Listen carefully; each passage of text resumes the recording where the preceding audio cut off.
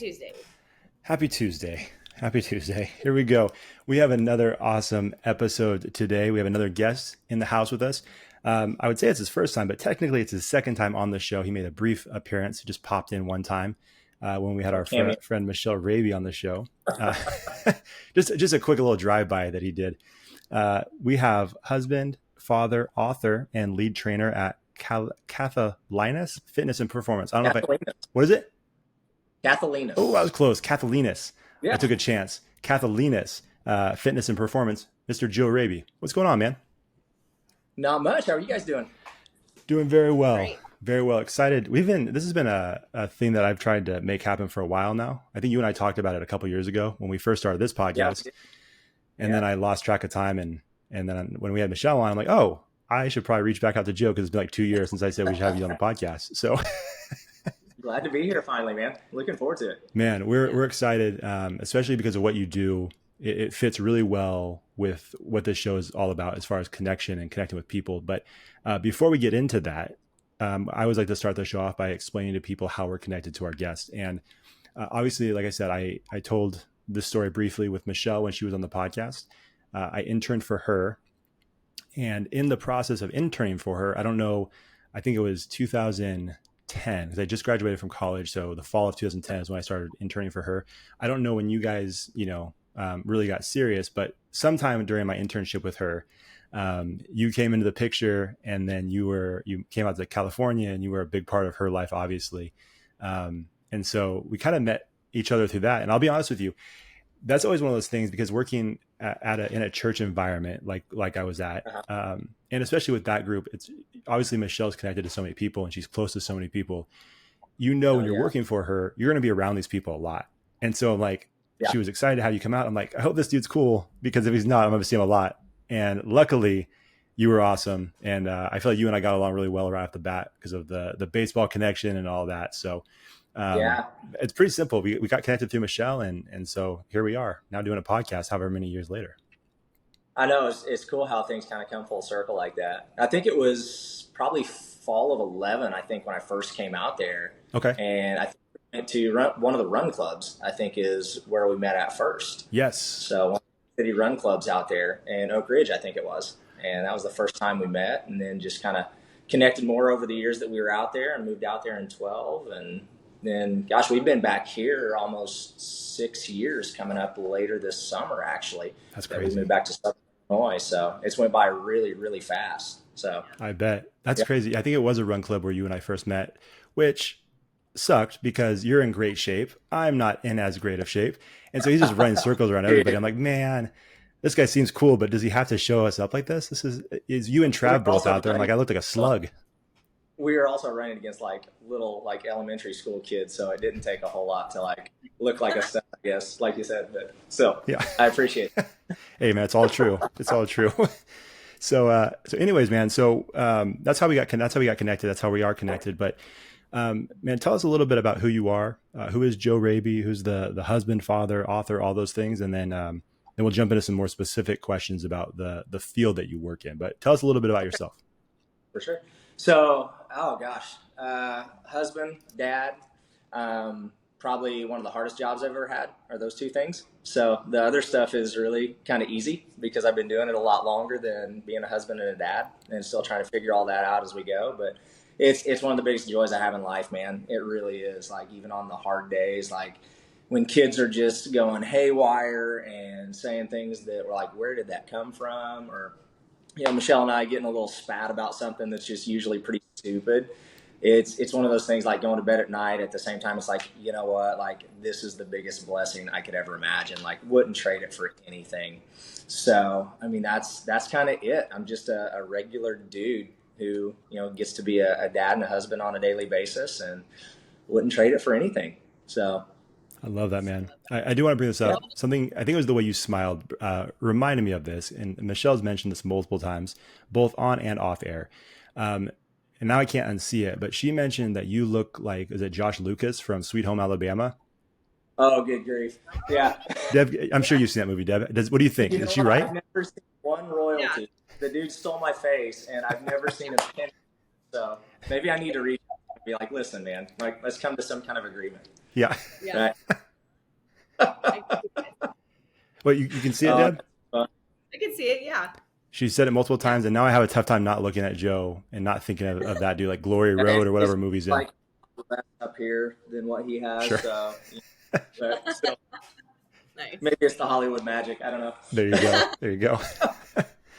um, no, that's awesome, man, and I agree with you. We have a couple of sick kids in the house right now, and Oh, even in those moments, as tough as they are, I completely agree with you, man. It's the best thing ever, and even in those challenging moments, you wouldn't trade it. So I love hearing that. But so tell us a little bit about what you do as a trainer, man, because I always thought it was yeah, fascinating. In fact, I was thinking about this. You actually helped my brother with I can't remember if it was his senior project or if it was a college course he was yeah. taking.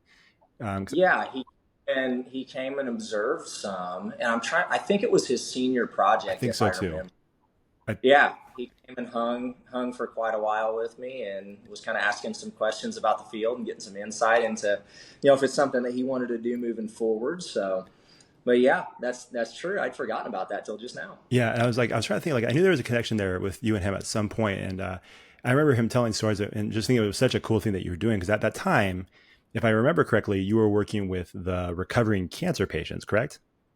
Yeah, yep. That was so. There was a nonprofit in Sacramento, the Triumph Cancer Foundation, that I was able to work with while I was out there, and it was a fully funded nonprofit. So like it was a 12-week program that cancer survivors got to go through, and they got to come with us for 2 hours at a time, twice a week, and we took them through just from like ground zero, basically, like after treatment, just building them back up and regaining strength and functionality and sometimes it was navigating just the ups and downs of like what post recovery looks like, from brain fog to neuropathy to just the emotions that are kind of like a roller coaster after it. Because I mean, it's a life changing, diagnosis for just about everybody that goes through that. I mean, my dad's a 4-time survivor. So that's one thing that's always been really close to my heart. So when I got to serve out there with that nonprofit, it was just one of the biggest joys I've had professionally. That's one thing I definitely miss is getting to work with an organization like that on a daily basis. And it's neat to see them just through like Facebook posts and things like that, it's still a thriving organization and continues to grow out there in the Sacramento area. So, but that was one of the things that I got to do out there when I was living in Sacramento. So, yeah. That's awesome. And so how I have so many questions. Yeah, As always. yeah. Bring them. Let's go. How, so how did you get into, the fitness world, kinesiology, all that stuff? Like what started that for you? Like what ignited the passion to do all of that and help people? Growing up, I was an athlete from probably the time I could walk, shooting a basketball, playing baseball. And then as I got older, getting into tennis and track, and just kind of going that avenue. I ran track and played tennis in college. So that was something that was always close to my heart. But once I got into college, I really started, like probably the first time I really started working out consistently and like going to the gym and actually training with a little bit more of a purpose, which I wish we would have had then, the stuff that I'm doing with kids now and that a lot of kids have access to now, because it might have been a vastly different thing for a lot of us. But I started to understand like how the body actually functioned a little more than just going out and like running on practice and talent. So I was like, oh man, if I like train my body to get stronger and actually work on these aspects of it, like my performance can actually improve. So it was something that kind of unlocked in my brain. It was like, oh, you know what? Instead of being an English major, like, which I still love, and from a writing standpoint and all of that is something that I still love and enjoy and do. But I was like, you know what? I went through a medieval literature class with a teacher that just, I was like, you know what? I'm going to go work out instead of reading medieval literature and learning about this stuff. So I'm like, yeah, I'm going to take an abrupt left turn and go the exact opposite way.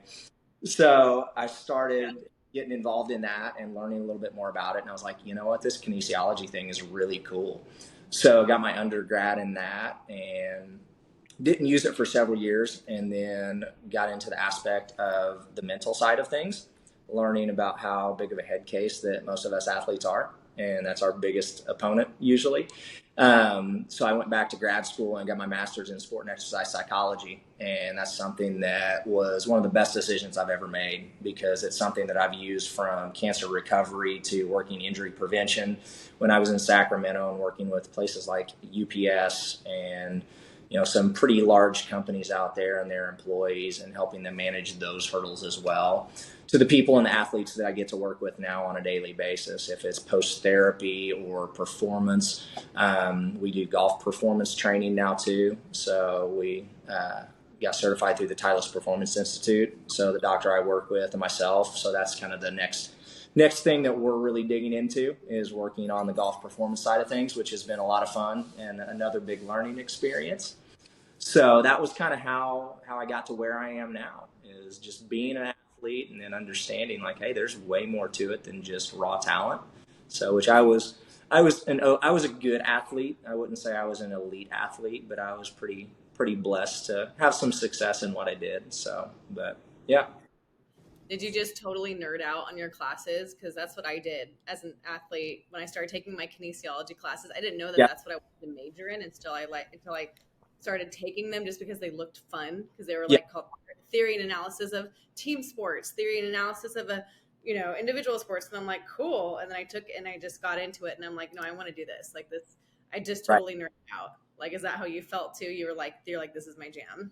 I wish I could say yes to that, but it probably wasn't until grad school. Undergrad was like, I got through grad school, or got through undergrad, and did a lot of other stupid stuff that I was probably more focused on then. So that was probably not the best time in my life, but I still did well. But I don't think it was until I got really into like the mental side of it that it really connected. And that's something I still kind of nerd out when I talk about that stuff today. But yeah, probably more till grad school. Yeah. That's the more interesting stuff, right? The psychology of everything. Oh, absolutely. Yeah. We're all such messed up people in our heads. Like if we get breakthroughs there, it's amazing what it unlocks in other places. Yeah. That's awesome, man. I didn't realize that about the sport, the psychology part of it. We, man, I have some stuff I need to send your way. We had a couple years ago when Deb and I first started podcasting, we were doing it through Character Combine, which you're familiar with. Mm-hmm. And one of the people we got connected with is actually still the mental performance coach for the Tampa Bay Rays. And so we had a conversation with him. Incredible guy. He's always posting some really good stuff. So I'm going to start bugging you, man. I'm going to start sending a bunch of stuff your way that I think you might find interesting. Another great one, Dr. Jason Selk. He's worked with St. Louis Cardinals and some other people like that over the years, but he's based out of St. Louis, but he's another really, really good one. Wrote a book called 10-Minute Toughness. This is a really good book. Yeah. Okay. Some really good stuff. I'll have to check that out. We're going to start passing this stuff back and forth, because I do a sports podcast too. So we may be have another conversation at some point. That sounds. So, hey, I wanted, you mentioned your sports background, and I looked up your short bio on the company website. But I knew you did track. I had no idea about the tennis side of it. I had no clue. Do you still play tennis? Do you still get out there and play? You know what? I've hit with the kids just a handful of times, but I don't think I've played a match. Actually, this is another connection, and we're actually going to see them this weekend. But me and Trav. I love Trav. So he was one that when I first came out, that September, October it was, he and I went out and played for the first time. And we played a handful of times when we were living out there. But he was probably the last person that I've played a match against. Dang. So, and that's been quite a few years ago. So it would be rusty if I got out there now. But that's funny. Yeah, my first actually had a college scholarship to play at a JUCO that's right around back here called Ren Lake College. So played a year of tennis there, and then went to Edwardsville, where Michelle and I met at, and walked on the track team and got a partial scholarship the second year I was over there through the rest of the time I was there. Yeah. I had no idea. Now Trav holds the record. He's been on this show the second most times. Number one's my brother, Jordan. Trav's next. Yeah. When you played against him, did he know your tennis background? I think he knew that I played. Okay. But Trav's one of those just freak athletes. Yeah. I think I agree on that. 100%. He marathon without training for it. He just kind of went out and did it one time. Without sweating. And his hair is perfect. It makes me sick. Right. I love the guy, but it makes me sick. He's just like a model running a marathon. I mean, it's 100% accurate. 100%. So, texted me today because we're going down there for Cohen's birthday this weekend to go visit them since they're only like a few hours from us now. Yeah. So we've gotten a couple of times since they moved back a year ago. So it's been pretty cool. But that's yeah, awesome. I don't know if he knew anything except like I played. So we went out and played. So it was fun though. Gotcha. Now, so what Don't remember, to be honest. It was probably him. He probably beat me because he's just good at everything he does. So man, next time he's on the show, I'm going to ask him that same question. I'll get the real answer out of one of you guys. No, he'll downplay it. I know. Yeah, he will. That's funny. No, see, we have it's always fun with having like people like yourself on the show because we have so many different connections. It's always fun, especially people that we've had on the show before. You're connected to a bunch of them, so it's again, that's the whole point of this podcast is kind of showing the different connections we have with people. But so let me ask you this: with what you're doing now, you mentioned, and I saw on the website that golf is a big part of what you're doing. Yep. Now, first of all, are you a big golfer? Were you a big golfer, or have you learned to appreciate golf more because of what you're doing now? Like, where do you stand with golf and what you're doing right now? I love to go play golf. Yeah. I have not played around since we moved back, which is sad to say because we work with golfers every week. When I lived out there, I played quite a bit. And when I lived in Lexington, Kentucky, before I moved out to Sacramento, I played a lot. And it was just one of those things I picked up like junior or senior year of high school, just kind of going out and learning to play because some of my buddies played. Sure. Gotten better at it. I don't know if I'd say I'm a golfer, but I play golf. Sure. But I've learned a lot about it. So yeah, that's one of the things around here, the golf program in the town where the chiropractic clinic is that I work at, which is my hometown. Their golf program's off the charts, and they've just been like churning out like great golfer after great golfer after great golfer for the past probably, 10 or 15 years. Wow.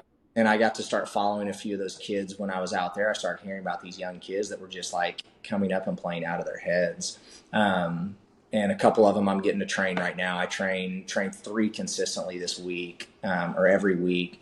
And actually they took 4th at state this last year. Wow. Which was pretty amazing. And then one of the guys that is coming back, he plays at the University of Central Florida. Actually, he's a freshman down there. He placed 2nd in state before he moved down there. So some pretty elite golfers that are playing really, really good. And now that we're getting into the performance side of it and actually getting them stronger and helping them to understand everything from like how the kinetic chain and the kinematic sequence works in their swing and how power is generated. It's really been neat to see the improvements they've been making and distance they're hitting and just the mental side of things. So it's been really cool to kind of get to be a part of. And it's something that we're really trying to build quite a bit over these next few years because the funnel around here for golf is just starting to pick up like wildfire. So it's going to be pretty neat to see what happens with it coming up over the next couple of years. That's awesome. Nice. Yeah, it's incredible. All of the technology advances within sports. I was, again, another connection on my other podcast, but I had a conversation with Lucas Still. Oh yeah. And because of all the stuff he's doing with Tread HQ and baseball and pitchers and everything, just the things that they're doing to increase someone's velocity and the insane jumps they're doing with spin rate and all that stuff. It's like all these scientific advances are allowing them to do this. And it's insane. Absolutely insane. Yeah. Yeah. I love seeing what he's being able to do down there too. Cause he's another guy just absolutely rock solid dude. He's a good guy for sure. Yeah, I do. What is an example of like, I'm thinking of the psychology part now too, because that stuff fascinates me as well. Uh-huh. Whether it's sports or not sports or anything. Okay. But what's the biggest struggle you see your clients go through mentally, and how do you help them get out of it, or what's the process like there? Yeah.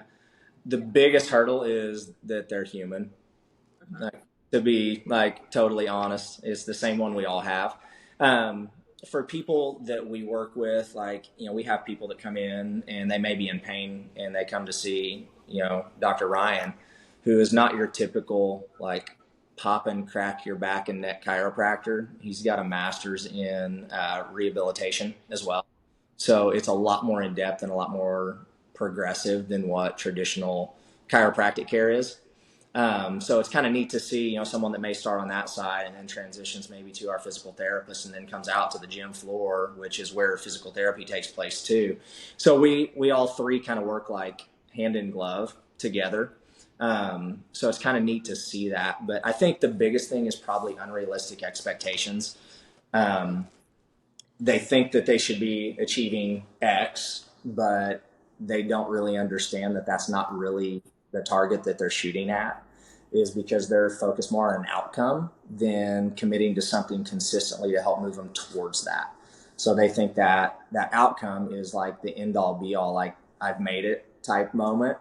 If it's, a goal weight or whatever that might be for somebody, but helping them understand and really kind of challenging them a lot of times, be like, hey, I'm really going to push back on this, but like that doesn't matter. And it kind of sits people back on their butt a little bit sometimes, because they go, well, what are you talking about? No, that's what I want to do. It's like, okay, cool. Right. You see all those other people out there? So do they. So what's the difference? Right? What's the difference between the person that actually hits that target and the 99 others that don't, or a sports team for that matter, right? NBA playoffs are going on right now, and I guarantee if you walk into the locker room at the beginning of the year and you ask every single team, what do you want to accomplish this year? Mm-hmm. Not one of us is going to say, hey, we don't want to make the playoffs and we want to get through the year, right? They're going to say, we want to win a championship. Well, yeah, no kidding, right? So does every other team. But why does only one team win it? Right? Is it talent? I don't think so, honestly, at that level, especially because they're all professionals, right? They could take most of the people that walk onto a basketball court, they could probably win, right? But it's those things that they commit to consistently and the time that they put in to work on those things, and also the mental training they do. Because when you get into those big games, that's what's going to make or break you. You see those people who are just like, like a Kobe, right? That Mamba mentality, like dude was going to take you out, right? He did not care who you were. You could be his best friend. You could be his brother. Like you step on the court, like you're done, right? Jordan the same way, right? Those two are like my two top, we won't go into that debate. Sure. But, and we've indoctrinated Cohen. He believes the same thing. So there you go. He's a great son. Mission accomplished. But it's, those unrealistic expectations, but then helping people understand, like, listen, what you're going to accomplish here is we want to get you strong for your life, right? I want you to be able to move better. I want you to think about the things you want to do outside of here, right? If you like to garden, or if you have a newborn that you want to pick up, but you're scared because your back hurts every time you do, let's get you to overcome those hurdles, and let's get you feeling better there so you can function in your everyday life better than what you thought you could. If those other things come, cool, right? Great. We're going to take them, right? But that outcome base is not what we want to focus on. We want to focus on what you can control, and you can only control the things that you do, your self-talk, your attitude, right? Those things that you bring to the mix and you can control. All the other stuff, like, hey, it's a wish, it's a dream, it's a I'd like to, but that's not what we want to shoot for. It's kind of like therapy. It sounds like. Oh, absolutely. Training is absolutely it's probably about 60% working out and about 40% therapy for a lot of people, right? It's crazy how powerful our brains are and our mental, and how powerful it can be in a positive way, but how crippling it can be for us also. Mm-hmm. If you get too much, I'm sure you see that a lot too. Hence, that's, the mental part, that, the psychology part of it is so interesting. It's interesting what you said, like, everybody wants to win, but why do you think there's only one team that wins? Like there's a mental aspect in it that team potentially has over time. Absolutely. As everybody else.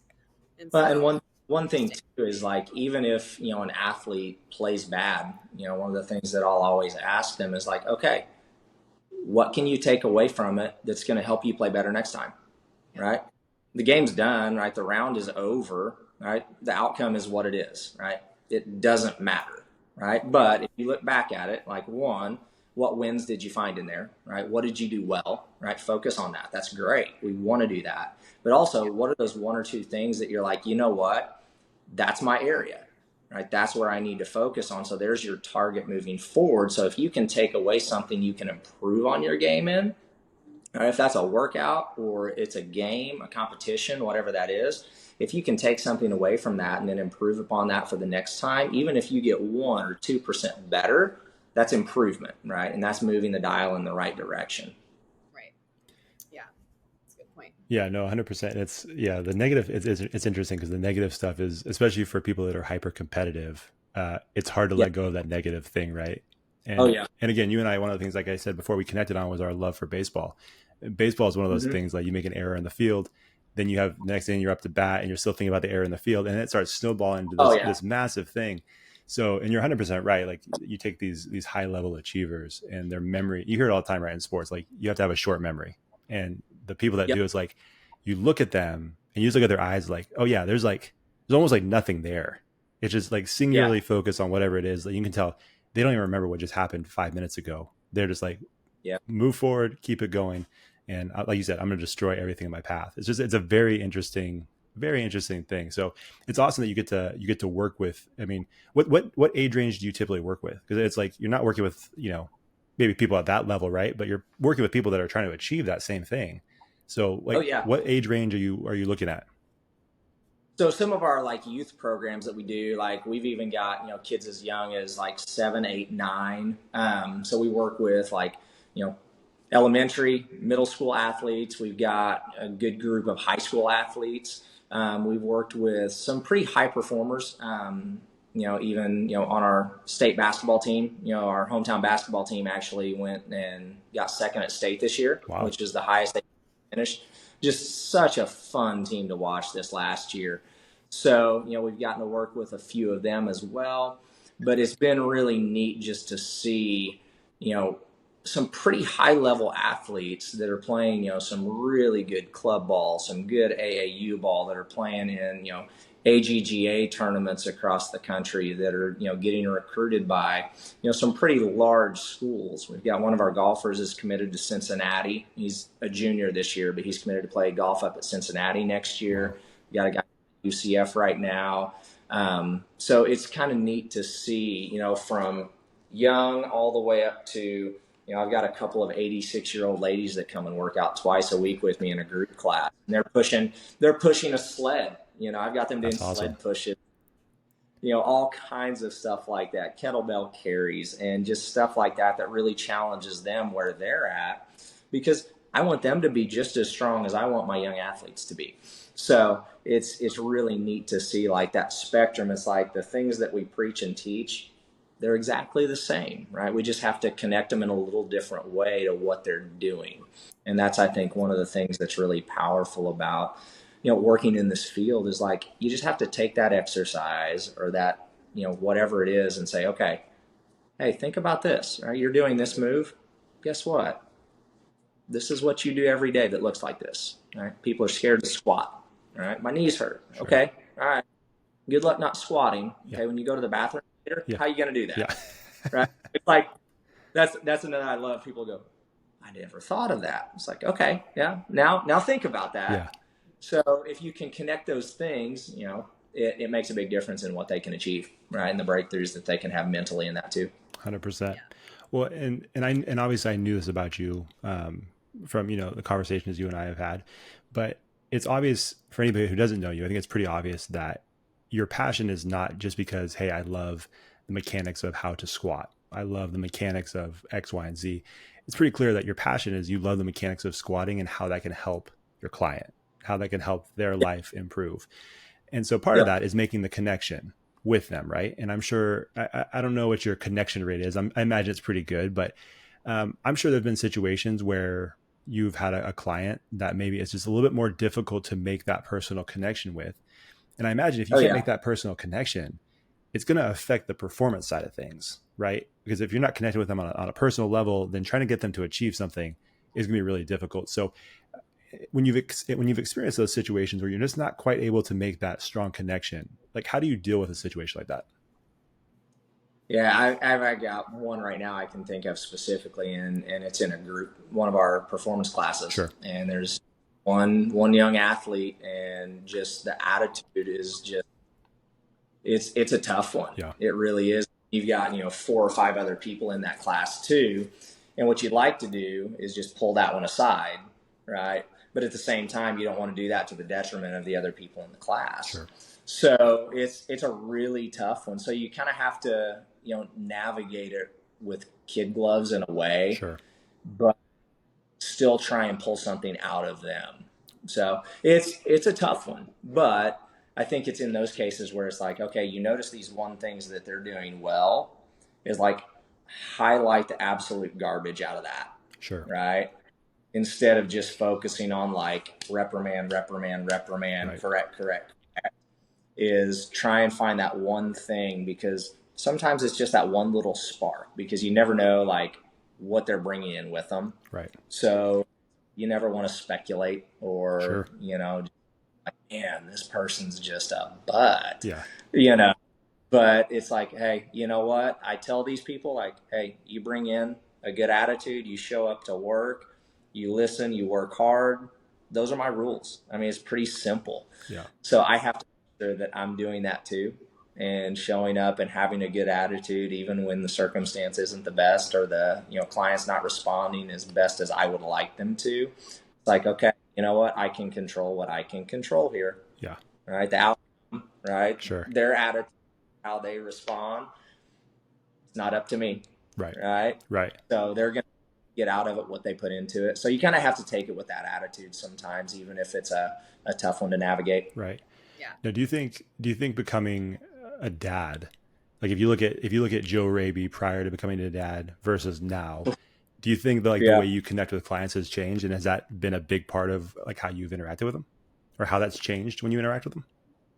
Yeah, I think so, because I think I try and have a little more grace for them. Sure. Used to, like when I got into the field, and Deb, you can probably relate to this from working with athletes and stuff, is a lot of times it was like, let's give them as hard a workout as we can give them. If they can't walk, or they're so sore that they're just beat up, like I did my job good. That's changed drastically. Like I couldn't care less about that anymore. And that took a long time to get to that. And I think a lot of that was becoming a dad, and working with such a diverse population over the years too, is realizing like, man, I can bust my kid's butt, which sometimes, I'm a human. Like sometimes we lose our temper on our kids and then have to go like, oh my gosh, I'm so sorry. Like I did not do that well. Yeah. Right. I was not a good example for you in that case. Like I tell you, like, be patient, be kind. And I just blew it. So yeah, it's one of the things like, it gives me a little more grace with my clients, because if it's something they've never done before, I can't expect them to perform at a high level, right? My kids, Cohen's getting ready to turn 11 this next week. He's never been an 11-year-old preteen before, right? So he doesn't know how to do that yet. I've never parented an 11-year-old preteen. I don't know how to do that yet either. So he's like our test. He's the first one. So, that's something definitely being a dad has helped me have more patience in my profession, and definitely give people a little bit of the benefit of the doubt sometimes. Sure. That it takes a little bit of time to learn those things. So, yeah, no, that makes sense.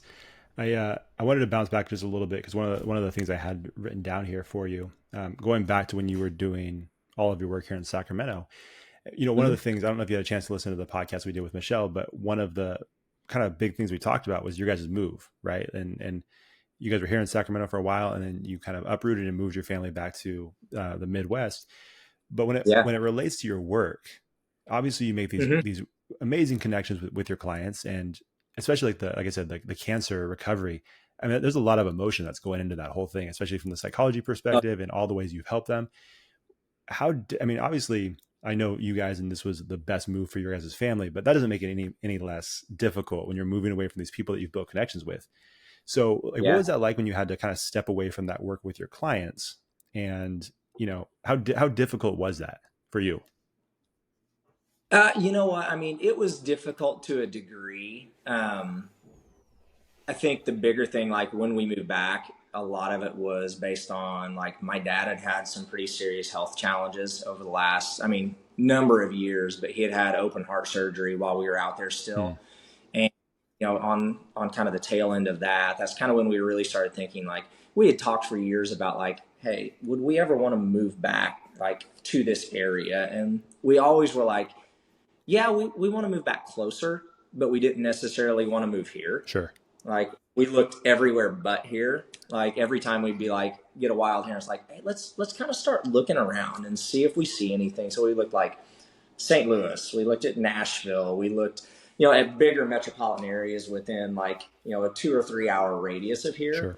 But we're not going back there. Like, no, like it's small town. It's where we grew up. We don't want to be back there. We want to be close enough that we can go, but then have our distance too. Yeah. And like she would get an offer somewhere, but it wouldn't be what we thought we needed to make that move with kids. Or I would get an offer, or we'd have these things that was like never came at the same time. And then we kind of like sat back one time. We were like, okay, like what in the world? Yeah. So we sat down one night and we were like, we had this like big whiteboard poster board and we had all these things written up there. And we finally were like, okay, like God, our hands are off. Like we're done trying to steer the ship, go where we want to go, or where we think is going to be best. Like whatever you want, wherever you want, like we're in, we'll go. And like it was literally like a very short time frame that we both found jobs back here. And we kind of looked at each other and were like, well, okay. There you go. Like we said we did this, so I guess.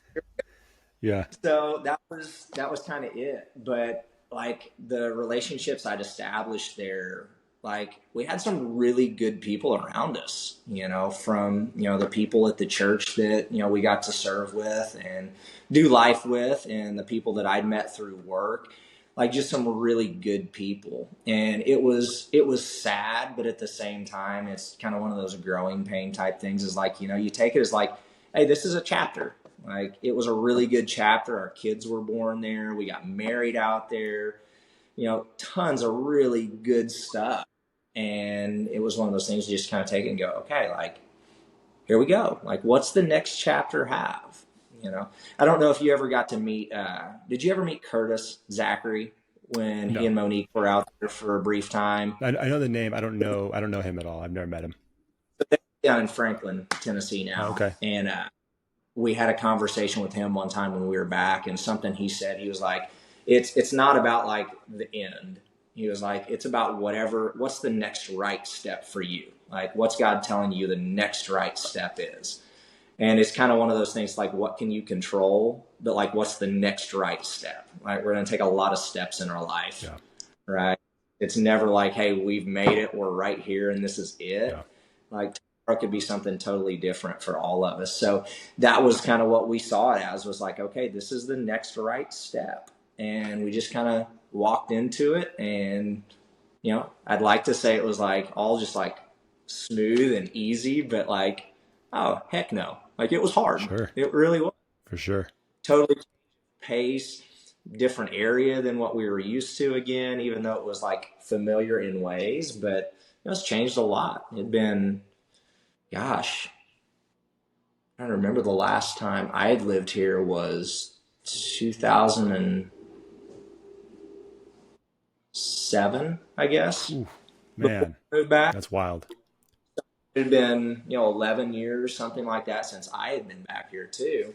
So, it was a step, but yeah, I mean, it's a great one. I mean, we don't regret it for a minute. That's awesome. But we feel like we're kind of finally like hitting our stride a little bit. Sure. So, but No, I mean, I love hearing that. Sorry, Deb, I got one more question, and then I will be quiet because I feel like I've just kept going. I apologize. This is what happens sometimes, Joe. We've been podcasting together a long time, so yeah.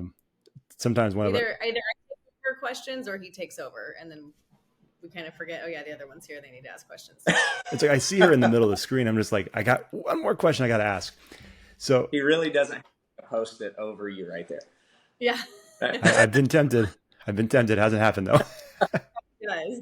And if Deb edited this thing, she would do the same thing to me. So that's just how this thing goes over the last 5 or 6 years we've been podcasting. But so again, a little bit more lighthearted. But as far as moving back, what was that one regional thing that you didn't get in California that you're like, okay, we're gonna move back. I can't wait to get. Yeah. Was it a restaurant? Was it a type of food?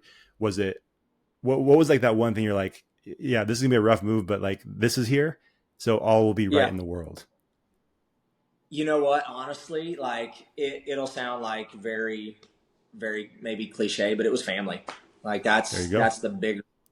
We came back here. Sure. You know, the kids getting to grow up around their cousins and actually getting to see them more. You know, seeing my mom and dad. We get to go up and see Michelle's grandpa and her family, and being back around family, I think has been that's it. For me for sure. So we're a pretty close family and always have been. So, and them getting to actually be around Michelle more, we'd get to see him a couple of times a year. We'd fly back here, they might come out there for a holiday or something like that. But, a lot of it was FaceTime and phone calls and things like that. But it's, you can build some connection that way, but like when you're actually able to do life with each other, like the good, the bad, and the holy crap, right? Yeah. It's a different thing. So you actually get to experience that and get to know each other on a whole different level. And, that's been a tough thing too, right? Because we're all grown with kids now. So just like those roles in the family, it's like, you're not just, son anymore. Like, okay, like you're your friend now, like you're a parent. All of those things. So those dynamics change too as we've gotten older, but it's a tough but a fun thing to navigate and walk through too. So yeah, family I think would be the big thing. Yeah. I love it. See, I was expecting something like shallow, like barbecue or something. That's where my mind was at, but that was a much better answer than mine. I mean, there's always good pizza and stuff too. Like I'm always gonna find some good pizza somewhere. There you go. So Cohen though. So yeah. Yep. I was gonna say, it's funny how we try to like plan our lives a certain way, or we have a vision in our head, or like and it like almost never turns out that way. Oh, very seldom. Yeah, you're right. Like you said, like this is the next step. Like, okay, this is where I'm gonna be, and so it's just interesting just hearing your and Michelle's journey and just your family's journey of just going back and forth, and we're like, oh, here we are now, this is where we are now, but we love it. It's great. I have shared on this podcast, I don't know which one of the podcasts, I've shared my journey of coming to Sacramento. I came to Sacramento kicking and screaming. Like, I did not want to come. I almost got divorced over moving. I am since divorced, but not for that reason. But I almost like ended my marriage right then and there. Cause I was like, I'm not going to Sacramento. You can go to Sacramento. I'll stay here, type thing. But I came here and I've been here for 11 years now, have not left, love it. I've created a family. So anyway, like that's awesome. Friends, friends as family. But anyway, my point is that someone listening right now needs to hear that, I think, just because sometimes we want to plan. And then when other things come along, it's like we start headbutting against it and start going back to like our plan. And it's not working. It's like, just go with the flow. Sometimes you have to just go with opportunities that come up or try new things. I don't know. Can you speak more to all of that? Just a little, I know you already kind of said stuff. God. That's a big thing. Like, last year, like everything, like the job I had when I came back, I lost it beginning of last year. So that kind of was a big upheaval too. And, then, it was a good paying job. It was a stable job. And then all of a sudden it was like, boom, gone. And I was working in the hospital system, and that couple of months in between was like, holy crap. Like, talk about like an identity type thing, like as a dad and a provider and all of those things. It's like, it was a shot to the gut and it was really hard. But like, even in that, the opportunities that have come out of that, now I look back and I'm like, holy cow, like I didn't realize like I had become like a pretty stressed out, just not happy person. Like through all of the pandemic stuff, working in hospitals, like I didn't realize how much of that had really taken effect on me. So it was like, looking back, is like, holy cow, this was a big blessing in disguise. And, getting to connect with Dr. Ryan, who I had known a little bit. My brother told me, he's like, hey, have you ever reached out to Ryan about, blah, blah, blah, blah, blah, the sports performance stuff that he'd done? I said, no. So I sent him a message on Facebook, and he was like, you know what? I haven't focused on that since the pandemic and since we got moved into the new clinic. He goes, let's sit down and talk. So we're like, okay. So we did. And it's really been just such a stress-free environment. I love the people I work with. The things that we're getting to build are just a lot of fun. And it's been a big blessing to be back in that vein of profession. But it's like I've kind of found a little bit of myself again in that. And it's helping me learn, like, I can't ever get my identity wrapped up in like what I do. Like, that's my profession. That's what I get to do. And I love it. But like, my identity, like, for me first is like, I'm a child of God, like, period. Like, if it's anything other than that, like, I'm not moving in the right direction. And then I'm a dad, I'm a husband, I'm a husband and then a dad, in that order. And I think that's really important, is like my identity in God, and then I'm a husband, and then I'm a daddy, and then everything else after that. And I think that order is crazy important, and is something that we get whacked out on a lot of times. But I think just finding, that identity is really important for people. And it's something that we miss a lot of times. Yeah, it's like the root. It's like the root of the tree, right? It's like, Absolutely. you just kind of know where your roots are, and who you are. It's okay. I mean, I don't know if this is a good analogy or not, but like, just like uprooting, but then getting planted again somewhere else.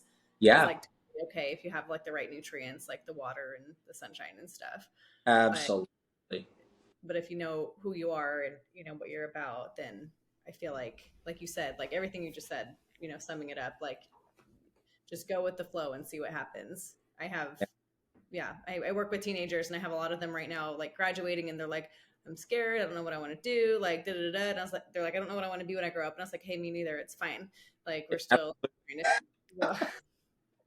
to, like 17, 18-year-old kids figure out what you want to do the rest of your life is one of the biggest goofy things I've ever heard of, because so many people our age are still trying to figure it out. Right.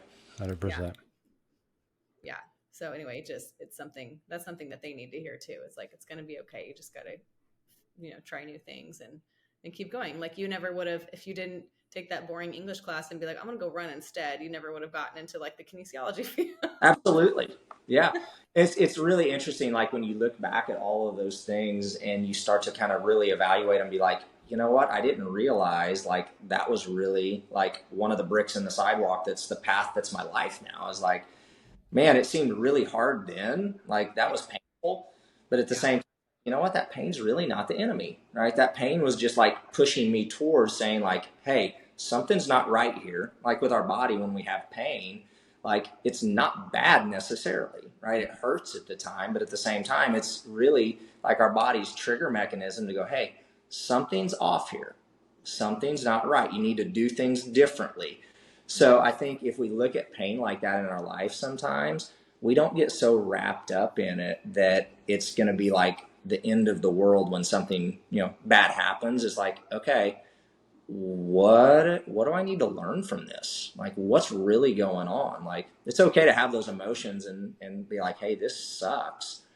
Right? Because like, we were given emotions for a reason, but if we let those emotions drive us versus actually evaluating what's really going on and asking those deeper, bigger questions, right? It's going to be a lot harder. So I think that stuff's for a reason. So, but it's interesting to look back on those things. So, and I think that's kind of, you mentioned, earlier being an author, and, that's one thing I'm working on a second book now. And that's more the premise of it is, that mask of things that I tried to put up, if it was pride or like going through, a divorce at one point and, a porn addiction, like all of these things that were like, yeah, they suck.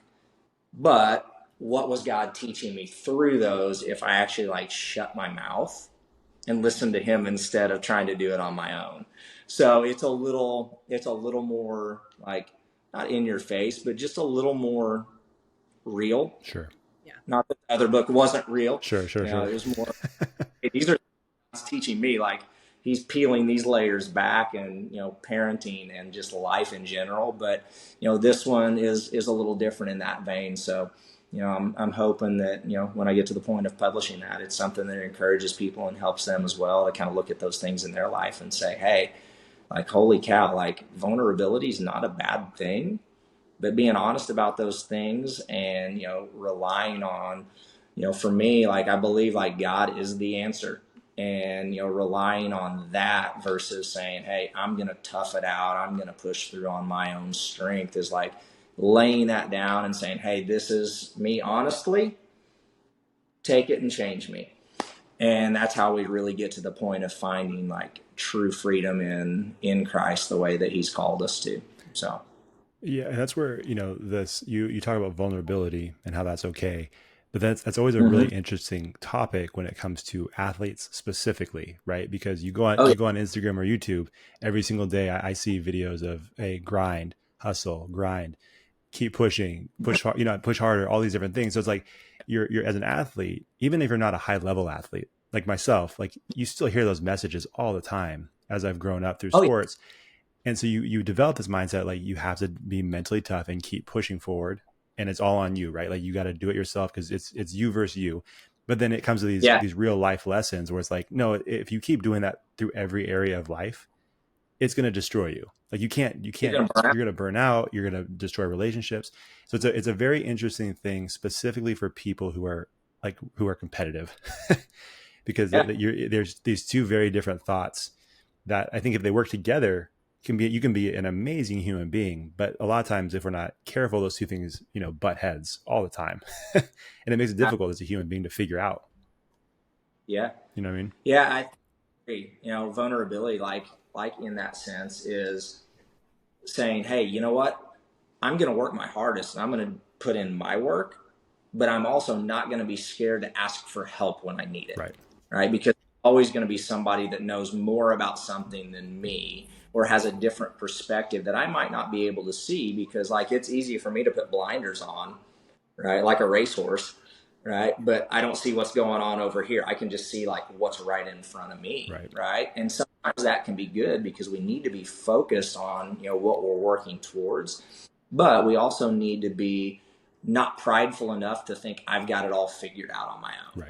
Right. So if that's someone, going and asking for help from a counselor or a coach or someone that's, been doing this for decades more than them, that might just know more than what I think I do. Right. I think that's where vulnerability kind of comes in that sense, is like, hey, you know what? I don't know it all. Right. But I'm going to surround myself with people that can help me learn more than what I know right now. Right. Kind of like, one of the phrases that we use at work all the time is be a learn-it-all, not a know-it-all. Yeah, there you go. go. So we're trying to improve on what we know. I'm constantly watching Dr. Ryan when, I'm helping him in a rehab setting, is like I'm picking his brain and watching how he's going through things, how he's assessing people, how he's looking at joint structure, all of these things, because I want to be able to offer better service to the people that I work with, because the knowledge that he has surpasses what I know, right? So I want to surround myself and be in that environment where I'm constantly learning and growing in that. And that's helping me as a person too, right? For when I'm working on myself, because I'm like, oh, shoot, that just unlocked something. Yeah. I think I'll use that. All right. I'm going to give that a shot. So, and not being scared to ask those questions, Yeah, absolutely. We could keep you here forever, man, and just keep picking your brain and talking to you about things. But I think we're on. If anybody doesn't know or remember Michelle's episode, we are in different time zones, so it's much later there for you. So I have two more questions. I'm gonna be honest, mine are dumb questions, but I'm gonna ask them anyways. Deb, I don't know if you have any other questions, but just a few more. I have one more. What's that? For you. I have one more question after you. Yeah, perfect. Okay, so first, you've mentioned your son a couple of times. And I feel like we just barely scratched the surface on your relationship with your kids, but I do have to ask, and I enjoy, because you're an athlete. I know your son plays sports. I know he's competitive. And I like asking dads this because I have two daughters. So this is probably not going to happen with me. Maybe it will, but I feel like with the father-son relationship, there's always that point where the son kind of gets the guts to say, like, I can take dad now. Are you anticipating this day? Like, it's going to happen, right? Oh yeah. Okay. Yeah. How close? I mean, Looking. he's still young, but like at what point are you thinking that like he's a real threat? Or do you have like that, like, again, the Mamba mentality, like he'll never take me? Oh, I'm not letting him ever There we take me. go. That's the only answer I wanted. I'm not letting him take me. Right? He probably will. Like he's improved even since the end of like 5th grade travel basketball. He played for the first time this year, and he played on the B team. Which I told him, I'm like, and Michelle and I both were like, but like we don't care if you play on the A team, the B team. A lot of these guys played last year, so they've got a little more experience. Sure. Like this is your first time playing organized basketball, right? You're just figuring it out, right? Yeah, we've played and you've got a little bit of ability, but like you got a ways to go. And so do all of them. Sure. But like after the season was over, he had one game in a tournament and he went off for like 13 points. Nice. And they had like, I think they had 15 points. He hit a couple jumpers, and he's just like, Cohen loves life. Yeah. Like everything excites him, like the smallest little thing. He's got a fractured wrist right now. Yeah. He broke like 2 weeks ago. And so baseball season had just started and he didn't have to get a fiberglass cast. So he's got like the exoskeleton cast, whatever, the little compression one. So he can take it off to shower. First night he has it, he takes a shower, so he takes it off, and we hear him in there, and he's singing as loud as he can, and he's just, I mean, you would think the shower that usually they fight, like, I don't want to take a shower tonight. Yeah. Best thing in the world. Oh, that's funny. Cohen. Wonderful. I'm just dying. But put in so much work out in the carport, like just playing every day when he gets home. He's like, hey, can you leave the cars out so I can play? It's crazy how much he's improved. That's awesome. So we've played some fun, and like I'll joke with him a little because he'll beat his chest and do all this stuff he sees the pros do. I'm like, stop doing that. Yeah. Don't ever, please. But I'm like, bud, do you want me to really play? I was like, I'm not to the point yet that I'm going to have to put it down on him, but like I've showed him a couple of times. Hey, your old man can still play a little bit. There you go. But there you go. The day. Oh, I'm sure. I have to go back afterwards and be like, Michelle, I think I'm done. Yeah. But you can never show him that, right? Like you have to like stand up straight, walk off the court, and then once that door shuts, then you let out all the painful cries that you need to let out. I'll go in the sauna in the basement after he goes to bed and just cry in there, so it looks like I'm not crying because all the sweat. Right. Hey, and where you work, you can, get fixed the next day. It'd be fine. Oh, it's one of the best perks of the job. I was going to say, yeah. All right. I got one more question for you, and I'll pass it off to Deb. Okay. I think Michelle touched on this a little bit when we had her on last. And I forgot exactly how she phrased this, but she said you can get a little fired up sometimes. We'll paraphrase by saying that. So one of our favorite and most popular episodes or types of episodes on this podcast is pet peeves. We've done, I think, what did we say, Deb? Like we've each done like 25 pet peeves over the course of like 2 years. Yeah. It's a lot of pet peeves. So I've got to ask, man, if you had to pick one, like your top pet peeve, the one that drives you absolutely insane, what is the one that you would have to share with us? Did she say what she thought mine would be? I want to say she did, or maybe touched on it a little bit. I can't remember what it was. Okay.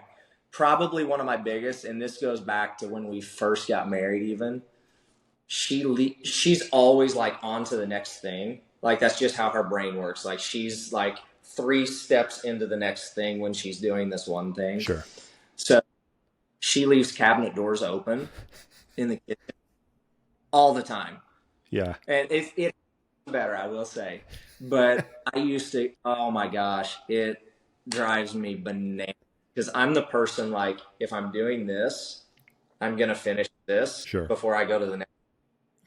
So, like, if I'm making dinner, I'm going to wash the dishes, like, while this is cooking. I'm going to clean this up so I don't have to do it all later. Right? Just the way my brain works. I'm with you. She's in there. I've come home, and I'm like, Michelle, I think we've got ghosts. What? Like, every cabinet door is open in the kitchen right now. Shut up. It drives me bananas. But that's probably my biggest thing. That, and she takes her socks off in bed, and they all end up like when we take the covers off, like to wash the sheets. There's like loads of socks down at the bottom. and I don't know how because I never see her get into bed with socks on. So That's what it's kind of creepy. she's just shoving him down there just to drive you crazy. I think so. Some of them are mine, still my Oh, there socks. you go. But yeah, I'd Man, say that's probably two of my biggest ones. Yeah. that's good. No, I think I honestly, Deb, I feel like when we've asked people that question, I feel like a lot of times that is probably one of the more popular ones with married people. Um, the drawers or the cabinets being open. That seems to be a popular one. I think she tried to kill me when we first got married because one open in our bedroom. Like our dresser had like a middle drawer that opened Yeah. up, had drawers and the door open. Well, she left that open, Oh, and I got up in the middle of the night for something, and I don't even remember why, but I bent down, and it was like at the end of our bed. Ooh. And when I went down, it was dark, and that door hit me like right into the top of it, oh man. knocked words, and I tell her now, I was like, I swear you were trying to take me out. I don't know, but like Yeah. it knocked me silly. Oh man. That's that. What man? The organization, the timing of all of that had to be perfect, and she got you. It's pretty good. Oh, it was good. It's all that Dateline NBC she watches. So, Hey man, we don't even have time to talk about all that right now, but that's a big thing uh, on this show. My co-host Deb over here loves that stuff, and so oh, um, We won't get into it. that'll be part two. We'll talk about part two, Dateline. yeah. I fear for your Talk life about now. I mean, Michelle shared that she loves that stuff, but I didn't realize she was setting up Yeah, booby traps in your house. Good luck, man. we talked about counseling one time. I said I don't think this is healthy, but I don't know. Well, They said it was. that being said, hopefully you survive for us to invite you to a part two. You know, I hope so. yeah, I hope so. That's awesome. All right, Deb. Well, you got another question for Joe? Yes, one more question for you. So, Yes. I would ask this on Character Combine a lot, and I'll bring it back every once in a while. But you just seem like a good candidate for it. So, Look over his shoulder. um, Are those guitars back huh? there? Oh Oh yeah, yeah, sure. yeah. Yep. Oh, okay, There we okay. So go. this is a good question for you. So, I call it my life song question. I haven't asked anyone this in a while, but if you could pick one song right now that just kind of emanates where you are in your life, just like any recorded song out there, what Oh wow. song would it be? So think of like where you are right now, because it's going to change. Your life song is going to change. Like mine Uh, changes quarterly. Quarterly, I got a new life song. So, yeah. so what if you could think? I know I'm putting you on the spot here, but if you could think of a song that kind of just, this is where I'm at in my life, and this is my anthem right now, what Mm-hmm. would be? Oh wow. That's a big question because I'm a big music nut too. I hate that question. Like, what's your favorite song ever? I'm like, That's tough. that's no Or your way. favorite kid? Yeah.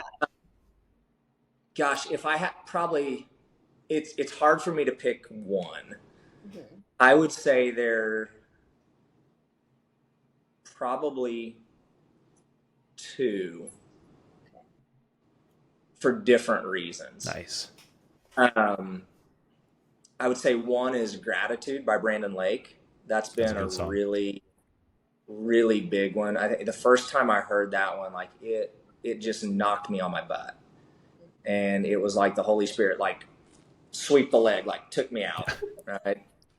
And was just like, that's the posture that I want to live my life from.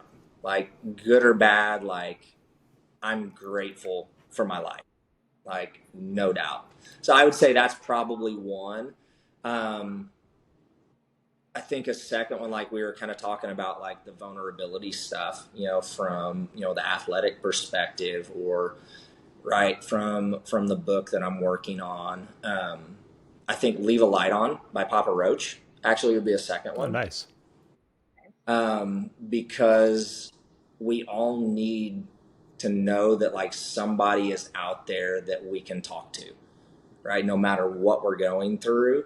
So I think those two would probably be the two that I think I would say have resonated the most with me over the last, I don't know, couple of years for sure. Yeah. Nice. Man, you handled that question Nice. like a pro. Yeah. Yeah. a hard one. Probably better than I thought I would. So Better than a lot of people. I mean, that question really messed some people up over the years when Deb would ask that. She it's kind of became known for that question. Yeah. And there would be there was a couple episodes where there was like this long pause of silence. Like, we need something. And they're like, I don't know what to get that. say. I don't know what to do right Yeah, now. exactly. Yeah. I would feel so bad because that is a hard question, because it is like asking your favorite question. But then that's why I keep like reminding, like, no, like what, it's almost like, what song do you find yourself listening to a lot these days? Or like thinking about, like it keeps popping in your head. Like that's, it's kind of telling, like it's like your spirit telling you, you need to hear, you need to listen to this or hear this. So I think everyone has a like song that changes. Like, yep. I agree with you for sure. Yeah. That was good. Yeah, well done, sir. Hey, this has been a fun conversation. Like I said, we could keep this thing rolling, but we're gonna let you go to sleep. So, where can people follow you on social media if you want, or where can they get your book? What's the name? We don't think we said the name of your first book. What's the name of the first book, and then where can they purchase that? All those different things. Yeah. So the first book is called The Heart Arsonist: Lessons from a Heart Set on Fire. So it's on Amazon. So you can pick it up there if you'd like. And it's set up. It's kind of like a 31-day devotional type thing. There's 31 little chapters in there. Super easy to read. Hopefully it's really conversational is kind of the way I wrote it. So, hopefully those things connect with people, but you can pick it up on there. As soon as the next one is ready to come out, it'll be up on Amazon also. It's called Shatter Mask. So it's kind of like that mask that we got on. It's called Shatter Mask: Embracing Vulnerability to Find True Freedom is what that one's called. Nice. So I've got that out with about 10 different guys right now that are kind of reading through and giving some feedback on that. So, and I'll tell you what, honestly, if you guys would like to take a read through and just give me some feedback in some early stages, shoot me your emails and I'll send that over to you so you guys can read through. And I'd love to hear what you guys think. So kind of early on. So yeah, for sure. Yeah. I don't know if Deb likes when I do this, but Deb is actually an author as well. So is she? It's been a while. It's been a minute. I'm still awesome. Well, where can we get your books at? Yeah, Deb. Pause right now. I do have a book on Amazon, just like on well, you can get it on a Kindle, or it could be delivered to you paperback or whatever. It's called Chasing Hope. It's a fiction book I wrote a long time ago. It's just the genre is basically geared towards like high school, college age girls, so like young adult, about this girl who just goes through this tough time transitioning from home life to college, and she's going through a bunch of stuff, but then she has friends who help her. So kind of drama, but kind of spiritual as well. Like it talks about God and her reconnecting her faith and stuff. So that's awesome. Yeah.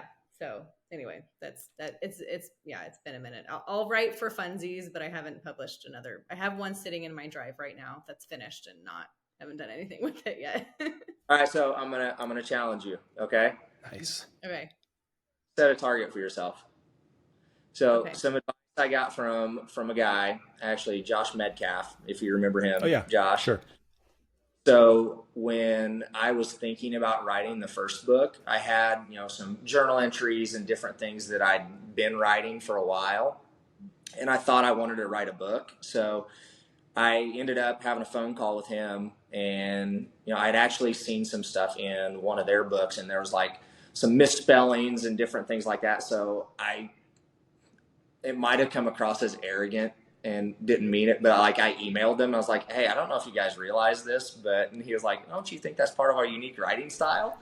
And he was like, basically he was getting to, like, when we talked, he said, you know what? We don't worry about getting things perfect. Like, we just push publish. And he goes, you don't need to write a book. And I was like, huh?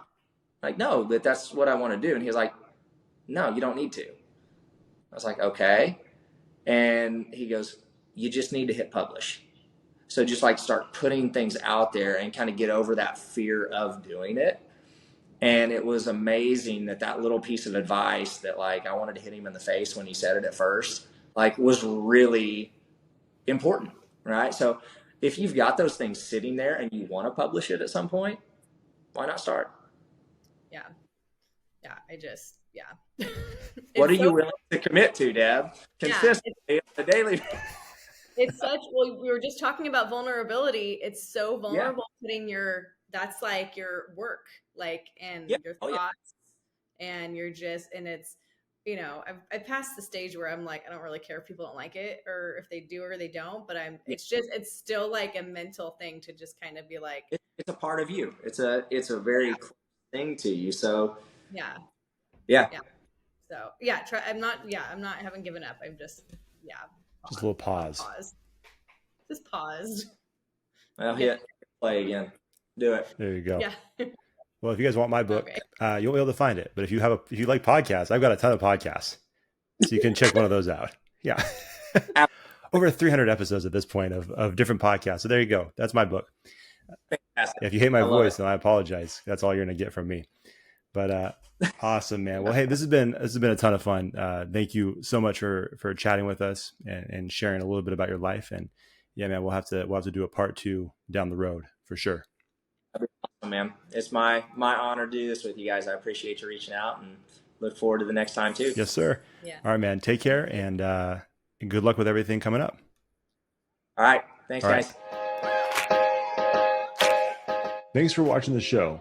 If you enjoyed that episode, make sure you like it, share it, and hit the subscribe button to get a new episode every week. We'll see you next time on the Connectable podcast.